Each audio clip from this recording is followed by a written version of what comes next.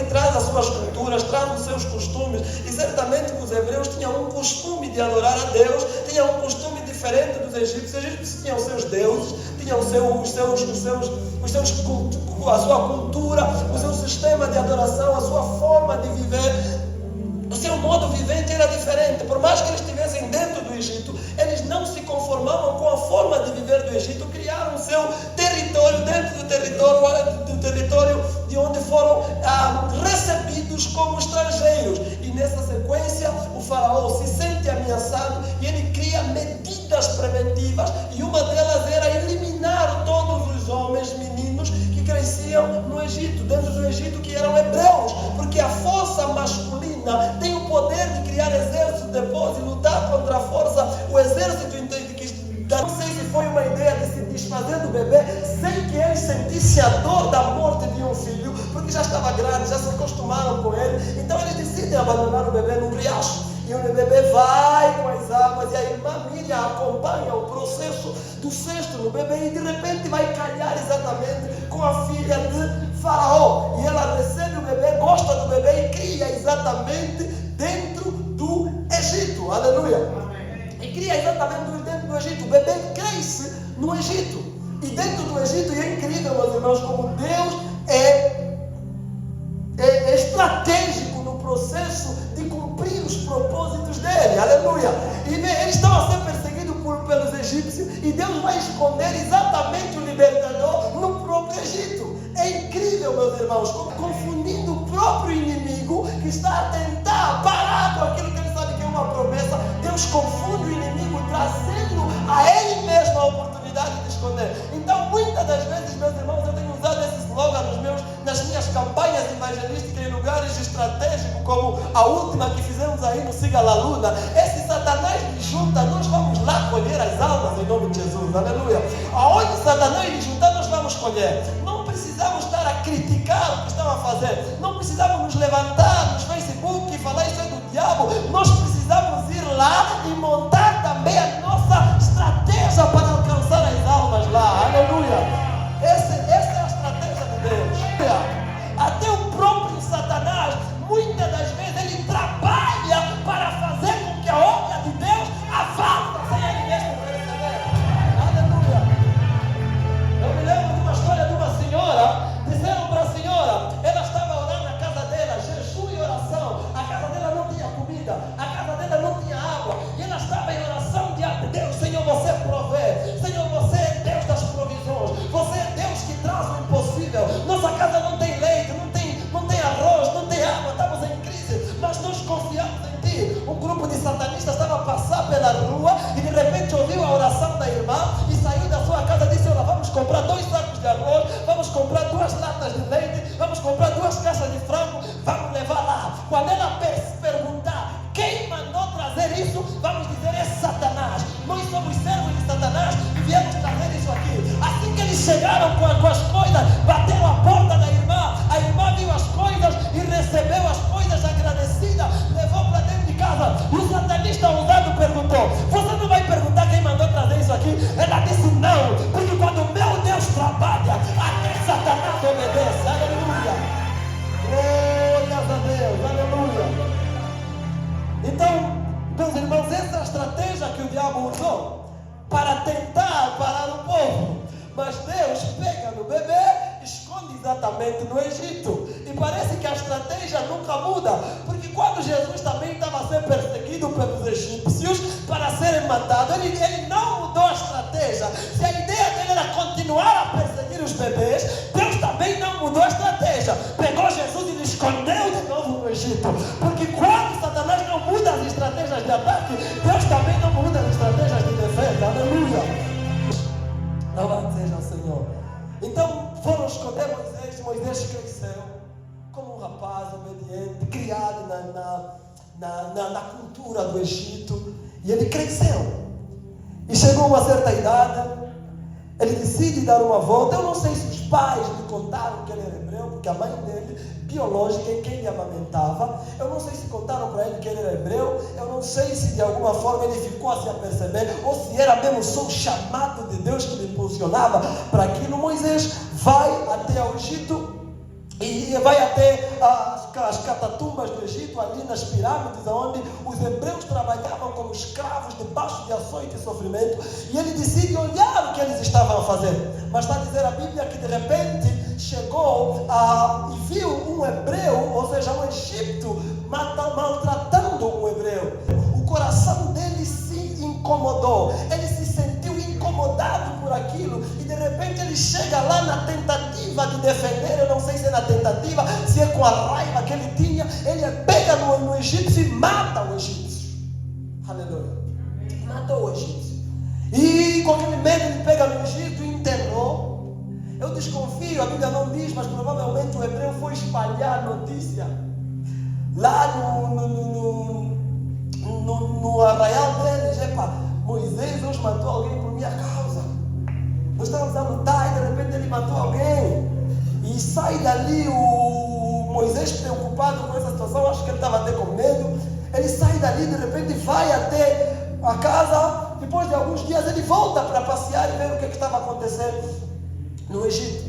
De repente encontra dois hebreus a lutarem. E ele decide acudir àquela luta. E quando ele decide acudir à luta, de repente um dos hebreus pergunta: para queres me matar como mataste o egípcio? E ele descobre, pensa que todo mundo descobriu, e sai a correr e foge para o deserto. E lá nós sabemos a história. Ele tem encontro com a mulher e casa-se, depois vive lá como se nada tivesse a acontecer. A vida dele continua naturalmente. E um belo dia se torna pastor de ovelhas, encontra uma vida natural, normal, e ele começa a viver casado, tem filhos. Imagino que nessa altura a gente já tinha nascido. E ele começa a conviver lá com os hebreus, com o povo dos midianitas, em Midian, onde ele foi. Mas veja a história no texto que nós acabamos de ler, que um belo dia ele decide se levantar e ir até a um lugar nas montanhas, onde ele pastava os animais do seu sogro, tranquilamente, como se nada tivesse acontecido. Vida normal, pensando que tudo acabou com o Egito, que já não tinha mais relacionamento com o Egito. De repente, reza a história, que ele tem um encontro. Ele chega no Monte Horebe, que aqui chama o Monte de Deus, e ele tem um encontro com algo fenomenal. Enquanto ele pastava, diz a Bíblia aqui, ele olha para uma direção e havia uma sarça. E essa sarça ardia de fogo. Irmãos, só para terem uma ideia, as sarsas queimarem no deserto era um fenômeno natural.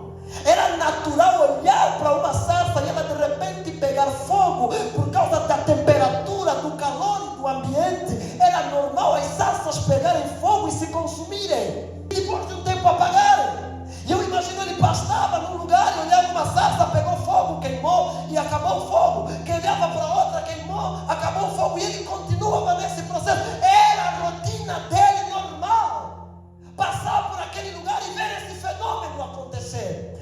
Mas a Bíblia diz que o que chama a atenção de Moisés é que ele olha para uma sarça em específico por mais de 30 segundos e ela não está a acabar o seu fogo, e ela não está a se consumir, e ela não está a secar, e ela não está a se desfazer em cinza. E aquilo chama a atenção de Moisés. Como pode?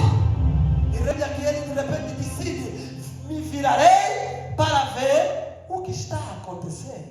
Aleluia.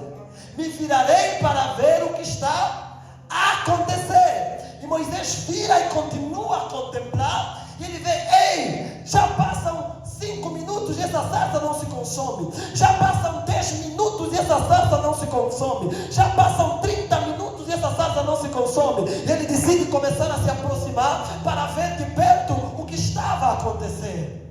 Ele se torna curioso por causa disso. O que está a acontecer? Por que a sarça arde e não se consome? Isso chama a atenção de Moisés, amados irmãos. Aleluia! De Moisés. E é exatamente aqui onde eu tenho o tema da minha mensagem. Aleluia! É aqui onde eu tenho a minha mensagem. Os irmãos estão a pensar que eu vou pregar sobre a vida de Moisés. Não, hoje eu quero falar da sarça em nome de Jesus. A minha mensagem hoje vai se ficar na sarça. Aleluia! A minha mensagem hoje vai ser fogo de avivamento. Eu quero pregar debaixo do tema fogo de avivamento. Aleluia! Eu quero pregar debaixo do tema fogo de avivamento. A Bíblia está a dizer que enquanto ele se aproximou da sarça para ver o que acontecia com a sarça ardia, mas não se consumia. Ele olhava de um lado sarça ardendo e se consumia, olhava do outro sarça ardendo e se consumia. Meus irmãos, assim como ele também chamou a atenção dele por uma sarça específica que ardia e não se consumia, eu quero dizer que essa sarça hoje está a representar, meus irmãos, homens e mulheres de Deus que durante anos marcam história através do fogo do Espírito Santo, através do fogo de Deus que arde sobre as suas vidas. A Bíblia está dizendo que aquele fogo que consumia a sarça era a presença de Deus na sarça. Era a presença de Deus na sarça, porque ela chamou a atenção de Moisés. Meus irmãos, existem sarzas que ardem. Essa sarça representa homens de Deus. Essa sarça representa crentes, homens que queimam pelo fogo do Espírito Santo, que queimam pelo fogo de Deus. Meus irmãos, muitas vezes nós contemplamos, porque que muitas das vezes nós não temos impacto na nossa comunidade de fé? Por que não há um impacto de transformação de vida? Nós estamos sempre a reclamar do ambiente espiritual da cidade, nós estamos sempre a reclamar da situação do país, corrupção, roubo, outras coisas mais, estamos a reclamar da prostituição. Mas sabe por que essas coisas prevalecem? Porque não existem homens de Deus queimando como sarça ardente pela nação. Não existem vozes de Deus falando da parte do Senhor. Nós ouvimos um fogo desse lado, nós ouvimos um ambiente daquele lado, nós ouvimos uma atmosfera acontecendo daquele lado, mas são fogos que começam e logo se acabam, são fogos que incendeiam e logo se apagam. Mas nós precisamos de fogo que permanece, nós precisamos de fogo que existe para sempre, nós precisamos de fogo que vai trazer mudança nos lugares escuros dessa cidade. Aleluia! Precisamos de fogo que permanece, precisamos de uma sarça que arde continuamente. Meus irmãos, eu trouxe aqui um relato histórico da situação de homens que foram sarzas de Deus em suas nações. Por que não falar de um homem chamado Charles Finney, que em 1821 ele estava apaixonado, faminto por Deus, disposto a ver uma mudança na sua nação, entrou num bosque, começou a orar, orou a Deus, buscou o Senhor intensamente e recebeu o fogo do Espírito Santo na vida dele. Charles Finney foi um homem que, depois de ter recebido o fogo do Espírito Santo na vida dele, ele começou a incendiar a sua cidade, ele começou a queimar a sua cidade. As pessoas, multidões afluíam para ouvir a mensagem de Charles Finney. As pessoas saíam de um lado para outro, começavam a movimentar de uma cidade para outra para ouvir a mensagem de Charles Finney. Um certo cético, um homem, Charles Finney começou a encher auditórios inteiros com a sua mensagem do Evangelho. Milhares de pessoas se convertiam a Cristo, porque Charles Finney era um homem que ardia do fogo do Espírito Santo, porque Charles Finney era um homem que tinha prazer de arder pelo fogo do Espírito Santo. Lembra a história de Charles Finney, que um belo dia ele entrou numa fábrica e os trabalhadores estavam a trabalhar, e de repente, quando Charles Finney entrou, cada vez que ele se aproximava cada vez mais do interior da fábrica, uma senhora que estava a trabalhar, de repente olhou para aquele homem e começou a chorar. Lágrimas de arrependimento começaram a cair sobre ela, e quanto mais ele se aproximava do auditório da fábrica, entrava nas profundezas da fábrica, as pessoas começaram a parar de trabalhar. O diretor da fábrica teve que declarar um culto ao Senhor naquele dia e mandou parar todo o trabalho, porque as pessoas precisavam tratar o problema da sua alma. Meus irmãos, Charles Finney foi um homem que queimou no fogo do Espírito Santo. Havia pessoas céticas que não acreditavam no Evangelho, que debochavam do Evangelho, mas quando iam ouvir Charles Finney a pregar, eram convertidas pela mensagem do Evangelho, porque ele tinha algo, o fogo do Espírito no coração dele. Havia um homem que era filósofo e ele não acreditava no Evangelho. Um belo dia ele chegou, estava a correr para ir até o auditório onde Charles Finney estava a pregar, e alguém perguntou: ei, aonde você está a ir a correr? Ele disse: estou aí a assistir o culto de Charles Finney. E aquele homem disse: você acredita no que ele prega? Ele disse: eu não acredito, mas pela convicção que ele prega, dá para entender que ele acredita.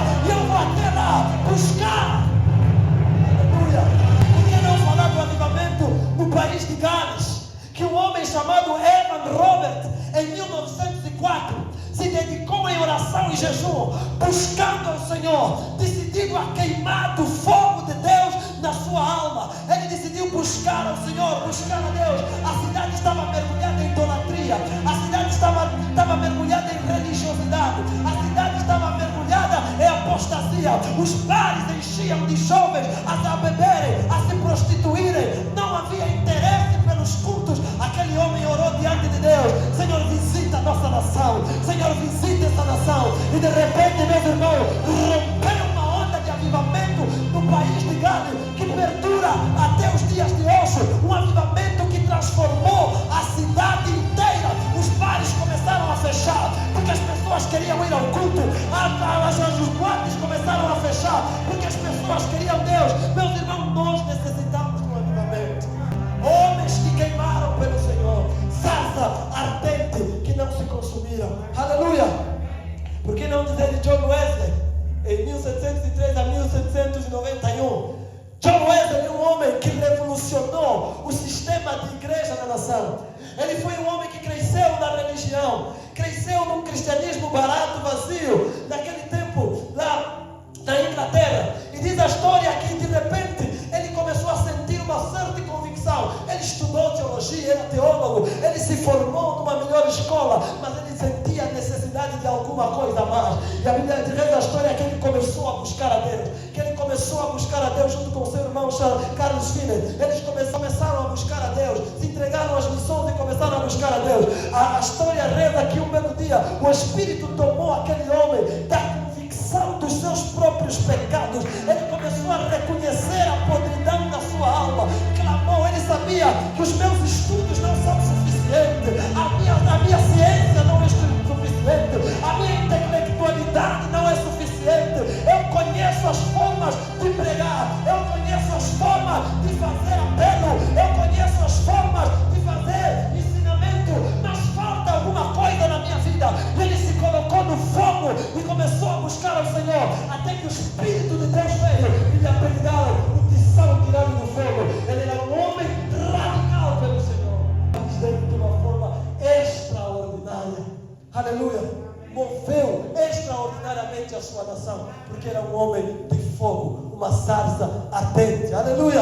Por que não falar de Billy Graham, um homem que nós conhecemos perfeitamente? Aleluia!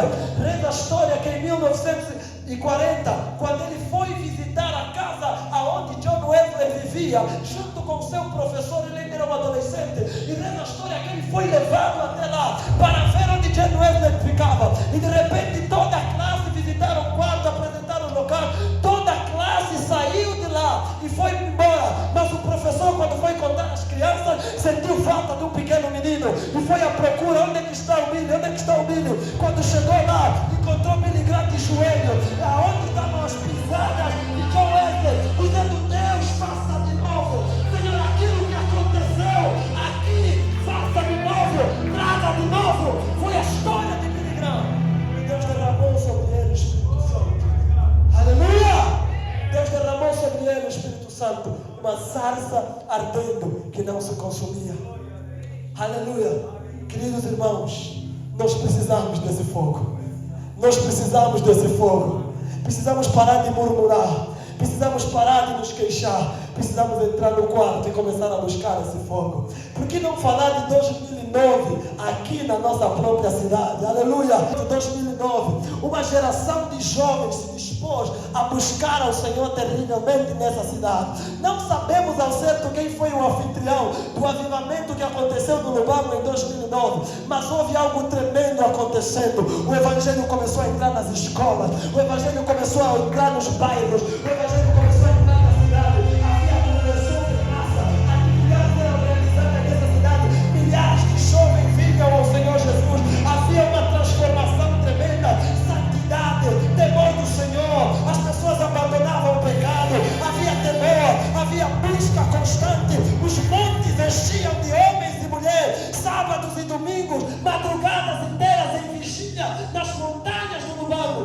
buscando o fogo do Espírito Santo. E Deus se manifestou. E Deus se manifestou aqui. Aleluia! O Lubango já foi uma das cidades mais fáceis de pregar o Evangelho. O Lubamo já foi uma cidade com o maior número de convertidos a nível de Angola inteira.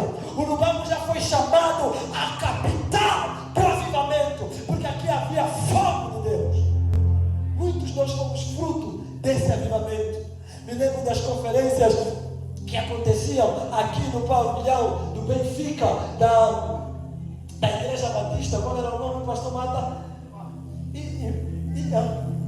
Impacto Crescer. Foi uma das primeiras cruzadas onde eu já participei. Meus irmãos, era conversão genuína. Aleluia.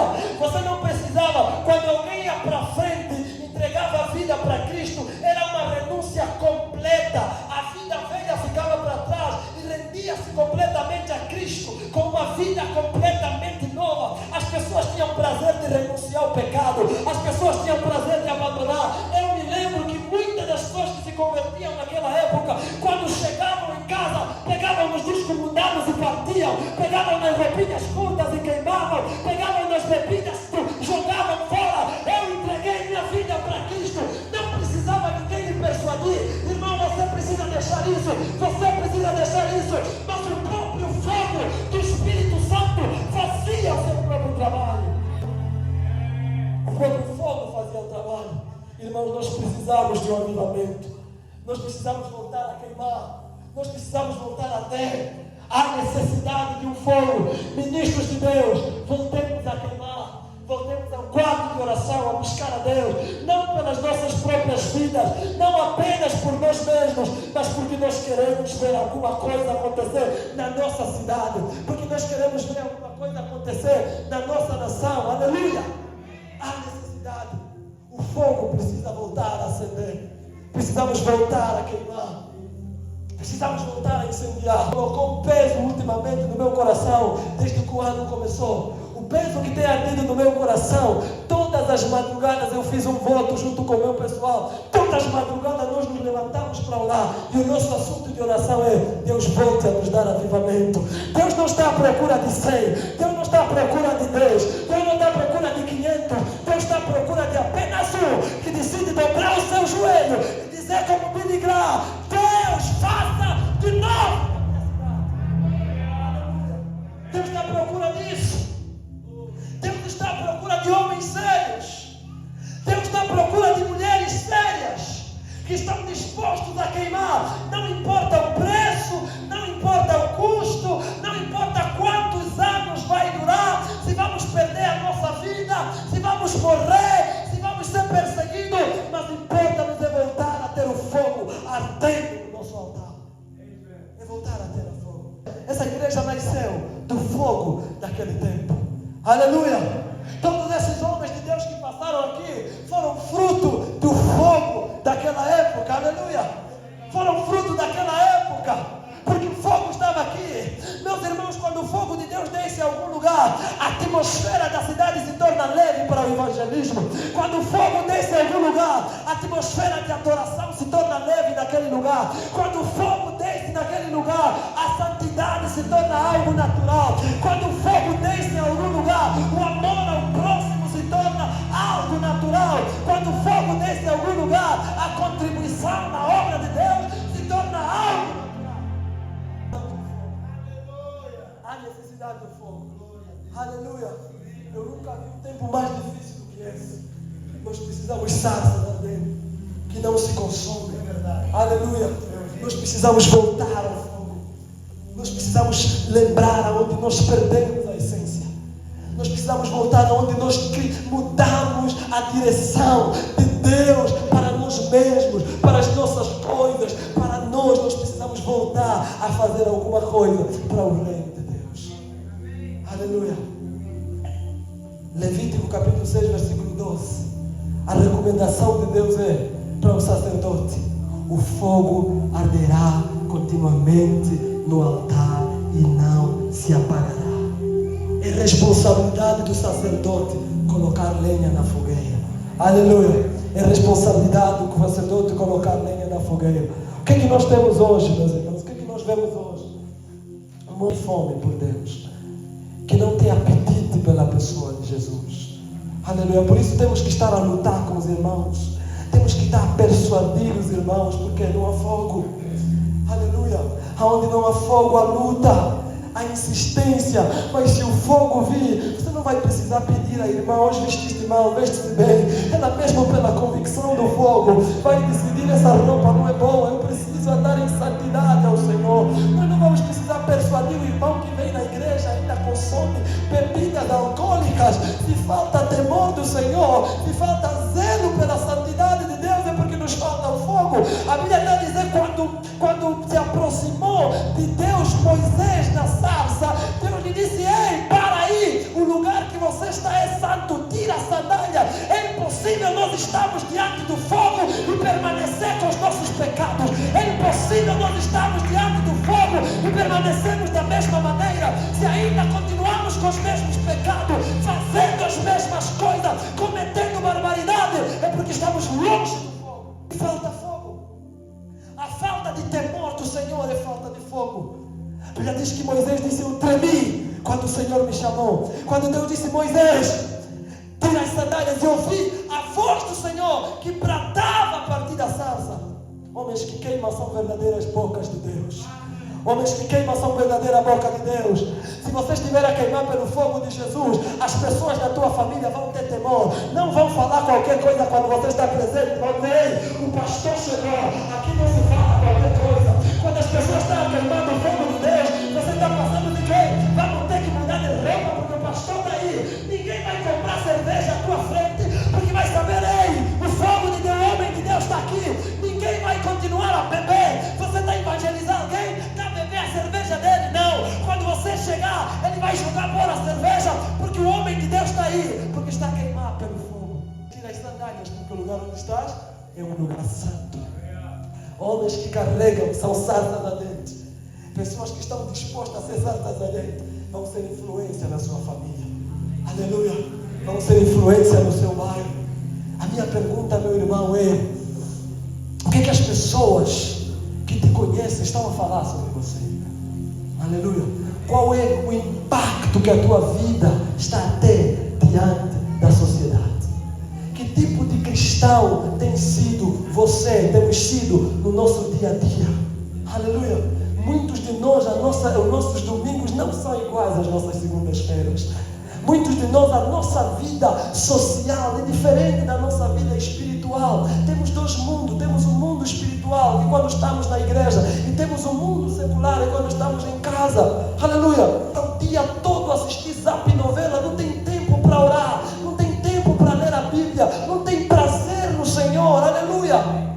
Não tem vida espiritual, não tem comunhão com Deus, não tem nada dentro de si que está a fazer com que deseja amar a Deus ou que Deus o use. Estamos nesse desafio. Aleluia. Jovens que já não oram, que não têm prazer na oração. 30 minutos de oração para ele é escândalo. Já não consegue orar. Aleluia. Antigamente nós fazíamos torneio de oração, 24 horas de oração. Eu me lembro a última vez que fizemos as 24 horas de louvor e adoração, foi lá na igreja do pastor Zango, era o pastor, na Vida Abundante, na Fonte de Vida. Fizemos lá 24 horas de louvor e adoração. As pessoas iam para casa, bebiam alguma coisa, comiam alguma coisa, voltavam para adorar. Entrava uma banda, saía outra. Era adoração, era comunhão com Deus. Ninguém tinha fome, ninguém tinha vontade de ir para casa e nunca ficou vazio. Duraram uma semana e depois no último dia fizemos 24 horas. Ninguém tinha vontade de ir para casa. Me lembro dos dias que nós fazíamos caminhadas de oração.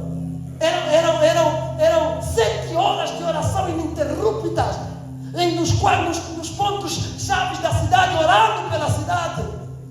Ninguém tinha, e os montes enchiam. Havia caminhada de oração aqui. Passávamos nos bairros orando pelas famílias, orando pelas pessoas, meus irmãos. Quando chegávamos nas escolas, quando chegávamos nos bairros para pregar o evangelho, a colheita era extraordinária, porque havia homens queimando pelo Senhor, porque havia fogo no altar. Aleluia. E Deus levantou muitos homens de Deus. Sabe, nós pregávamos e tínhamos prazer de pregar. Aleluia. Não pregávamos porque era um hobby, porque era algo de status, mas nós pregávamos porque era prazer de tornar o nome do Senhor conhecido, de querer que as pessoas se salvassem. Era essa a motivação do evangelho que pregávamos. havia avivamento, havia transformação, havia mudança, porque as pessoas tinham fome por Deus. A minha pergunta é: o que aconteceu com esse fogo? O que aconteceu com a paixão? O que aconteceu com esse tempo? Eu me recuso a acreditar que nós crescemos. Eu me recuso a acreditar que houve maturidade. Eu aceito que houve conformismo. A Bíblia diz que o inferno investe, ou seja, tem alguém que dizia: o inferno investe pesado para destruir um libertador. Satanás não dorme para destruir crentes que ardem com o fogo de Deus. Ele tem estratégia para lutar contra aqueles que buscam ao Senhor. Nós precisamos orar pelos ministros de Deus.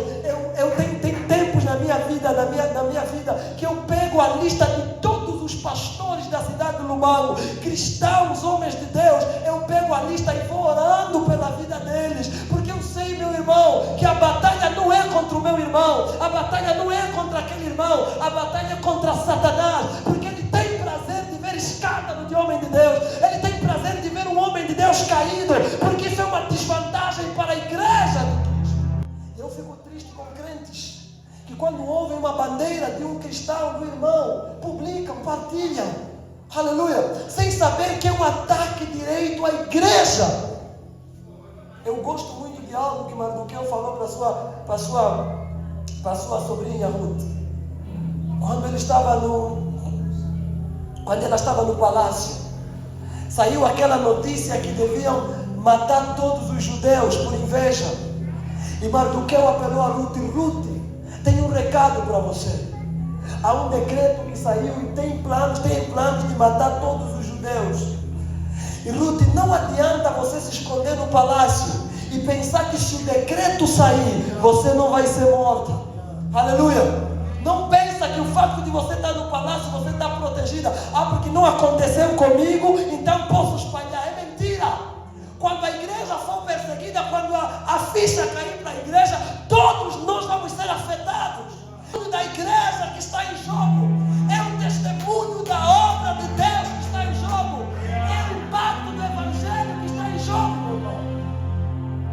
Precisamos vigiar e começar a orar, começar a buscar. E uma coisa que eu sei é que o impacto do fogo não depende de uma pessoa. Não vai acontecer avivamento por meio de uma pessoa. Não vai, meus irmãos, não vai. Nós precisamos dobrar esforço, orar junto, nos pegar, nos levantar, buscar a Deus junto. Aleluia! Aleluia!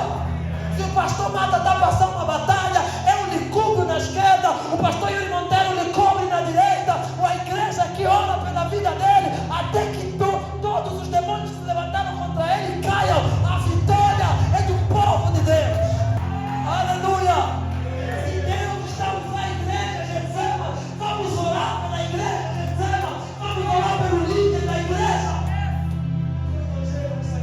Amanhã é a tua prima, é a tua tia, é o teu avô que vai se converter, é o teu irmão que vai se converter nessa igreja. Aleluia! E o reino continua. Aleluia! Nós precisamos cooperar, irmãos. Precisamos trabalhar juntos e edificar um reino que dura para sempre. Aleluia! Esse é o impacto que nós precisamos. Não empresta a tua boca ao diabo para criticar o homem de Deus. Não empresta a tua boca ao diabo para falar mal do que Deus está fazendo, o que está acontecendo na vida do outro. O diabo trabalha, ele não brinca.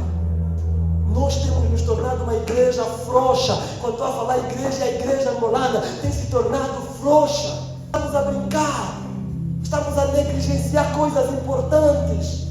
Nós precisamos de Deus nessa nação. E Deus está a contar com você. Até quando nós vamos ficar indiferentes com o que está acontecendo? Nós precisamos queimar. Qual foi a última vez que você passou 2 horas orando pela cidade? Qual foi a última vez que você escolheu tirar um jejum pela nação? Qual foi a última vez que você ficou desesperado no teu quarto pedindo: Espírito Santo, me enche, eu preciso de ti? Estamos a lutar com os mesmos pecados. Eu repito sempre isso, porque nos falta alguma coisa, falta o fogo. Porque se o fogo queimar, se o fogo começar a arder, todos nós vamos sentir o impacto, meu irmão. Todas vão voltar a sentir o impacto. Os nossos bairros vão voltar a sentir o impacto. As nossas famílias vão voltar a sentir o impacto. Houve um tempo aqui no Lubango que as bruxarias pararam, os satanistas foram bloqueados, porque praticamente na madrugada todo cristão genuíno estava de joelho orando diante de Deus e o diabo não tinha onde passar. Houve um tempo, o pastor Guilherme Monteiro pode confirmar, pastor Mata Morica pode confirmar, aqui apanhavam bruxa no Lubango, caíam nos esgotos, caíam nas estradas, nos bairros. Por quê? Porque havia uma atmosfera de oração nessa cidade que não tinha como o diabo prevalecer. Hoje os cristãos estão ali dançando no carnaval, está sonhando mal, está dormindo com dor de cabeça, doenças à toa estão a aparecer porque não ora, não tem atmosfera. Já não acreditamos em milagres, já não acreditamos em cura, já não acreditamos em batismo no Espírito Santo. Estamos a discipular um monte de pessoas que nunca passaram pela transformação. Todo dia ele fastar, de manhã, à tarde, à noite. Publicou, não publica mais isso, você é cristão. Saiu de manhã, não anda mais com essa roupa, você é cristão. No telefone, não fala mais essas conversas, você é cristão. Tem que estar toda hora ali pastar, por quê? Porque não há convicção no Espírito. Não há fogo. Não há atmosfera. Aleluia.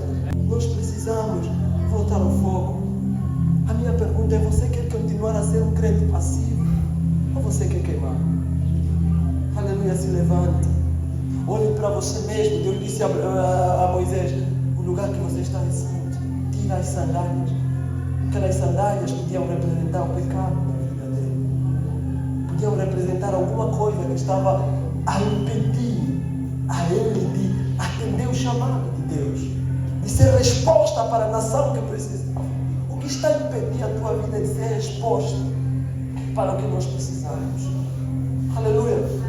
Mas irmãos, hoje nós temos uma geração vazia, uma geração fria, uma geração indiferente no louvor, indiferente na oração, indiferente na palavra. Mudança, nada tocar o seu coração. Nós precisamos voltar a queimar com Deus. Aleluia. Não, meus irmãos, isso não é coisa de homens de Deus. Não, isso é para eles. É os que pregam. Não. Isso é para você. Você deve ser cheio. Ah, não, eu sou professor. Você deve ser um professor cheio do Espírito Santo.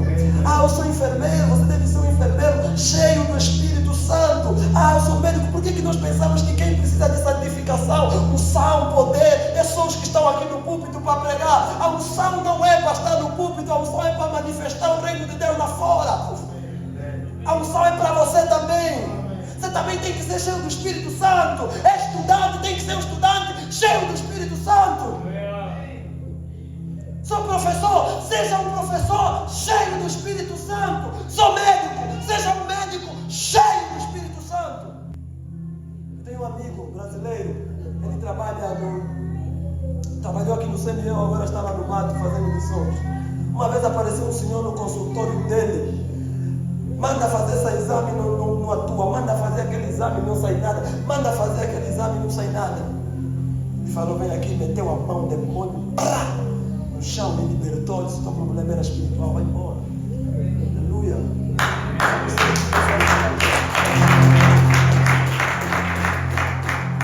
Professores que alcançaram os alunos na escola. Aleluia. Alcançaram os alunos. Quem já ouviu falar do professor Adélio?